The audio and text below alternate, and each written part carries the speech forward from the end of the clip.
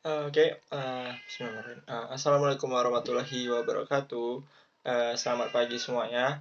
Perkenalkan, nama saya Raka Ardiansyah, NIM 32119110024 dari jurusan Teknik Elektro Prodi Teknik Elektronika kelas malam. Oke, baik. Di sini saya akan mempresentasikan materi mengenai efektivitas pembelajaran online.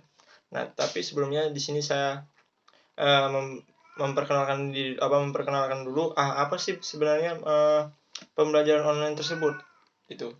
Oke, jadi yang pertama itu adalah mulai dari pembelajaran ya. Pembelajaran itu apa sih pembelajaran itu? Nah, pembelajaran itu adalah proses pembelajaran dibangun untuk mengembangkan kreativitas berpikir mahasiswa. Jadi memang di sini kita dituntut sebagai pelajar ataupun mahasiswa di sini harus mengembangkan pola pemikiran kita sehingga menjadi pola pemikiran kita yang luas gitu, menambah wawasan.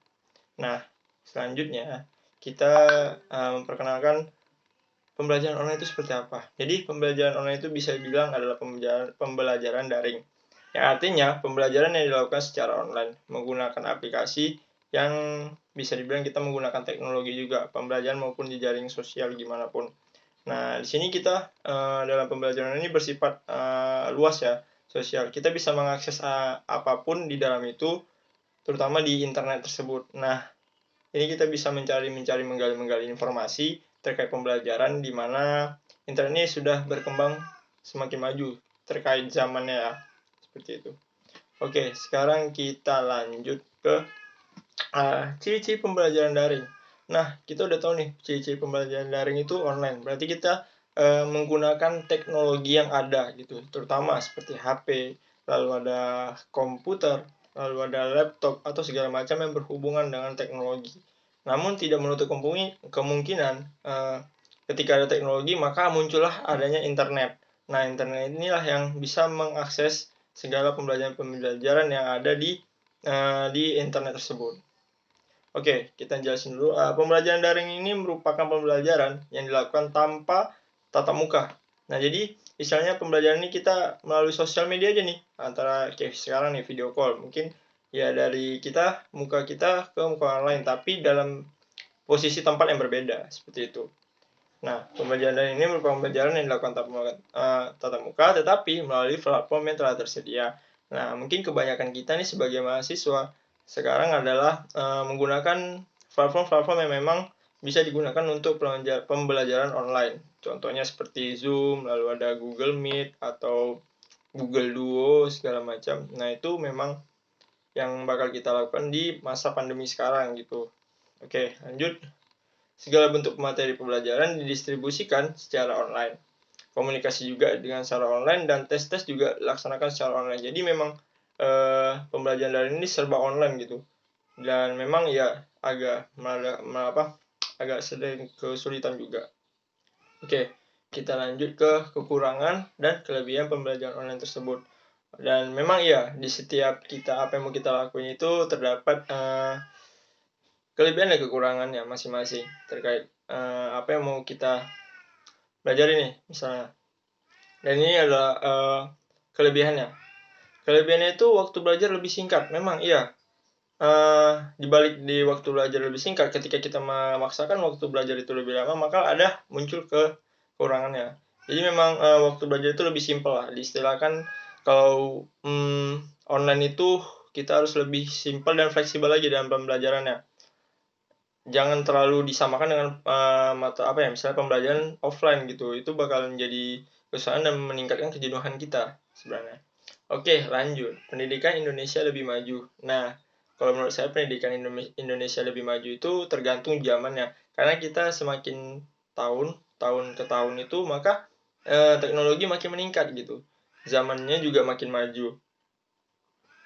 Oke, lanjut ke 3. Siswa mengembangkan diri. Nah, kalau seperti ini kita juga secara tidak langsung mengajarkan atau mengembangkan diri kita di hal tersebut gitu, di pembelajaran daring ini.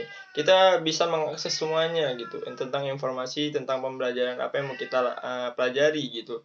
Kita dari web ini lalu pindah ke web yang lain, itu banyak di internet itu segala macam, apalagi teknologi sekarang makin maju kan.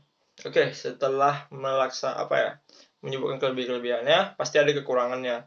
Nah, kekurangannya itu dari waktu belajar lebih singkat itu agak susah untuk memahami pelajaran tersebut gitu.